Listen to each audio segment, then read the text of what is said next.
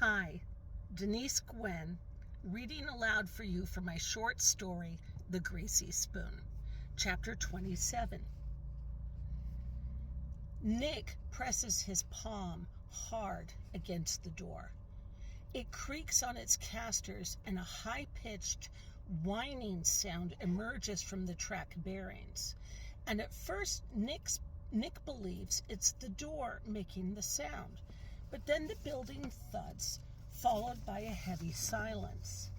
And then his ears prick up at the sound of screaming. Ed starts. What the fuck's that noise?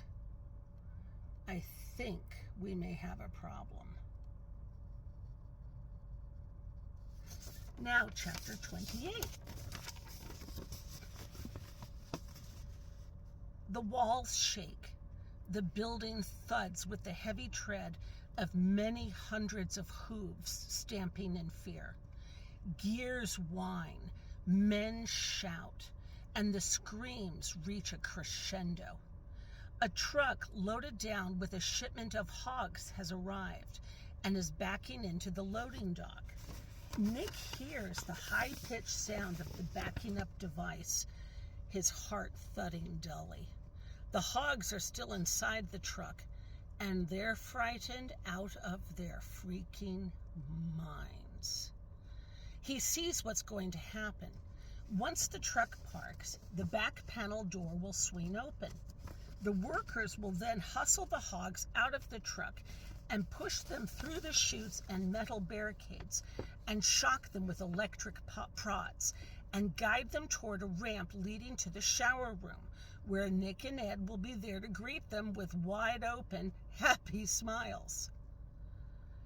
The truck door hasn't even opened yet, and the darkness beyond does not yield much, but the stench from that cramped, fetid truck erupts like a blown-apart cistern, and both men step back, hacking, coughing, and spitting, and Nick rolls the metal sheet door back onto its place and eases it into the locking mechanism and locks it shut.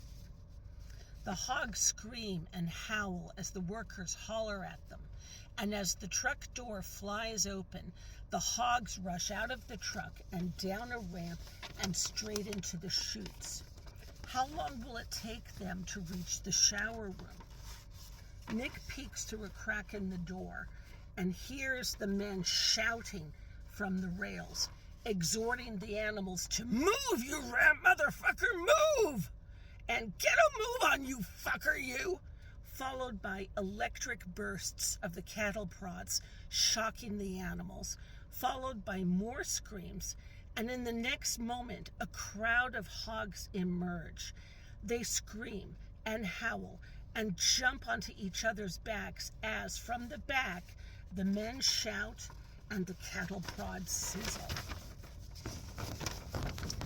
The hogs run straight for the door that Nick's just locked, and a few see Nick peering at them between the door and the door frame, and run forward and wedge their snouts in between the door frame and the door sill, and they snort with terror, and their eyes bulge with fear, and snot and blood streams from their noses and their wide-open screaming mouths.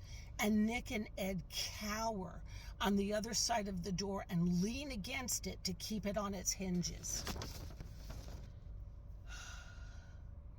When it becomes clear that the hogs can't break down the door, Nick and Ed relax a little and push away from it.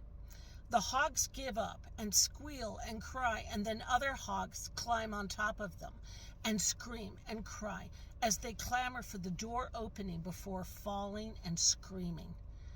Ed runs his blood-stained shirt sleeve across his face. Jesus, yeah. Did you see that some of them had letters on their sides? Yeah, I did. C-U-L-L, Ed spells aloud.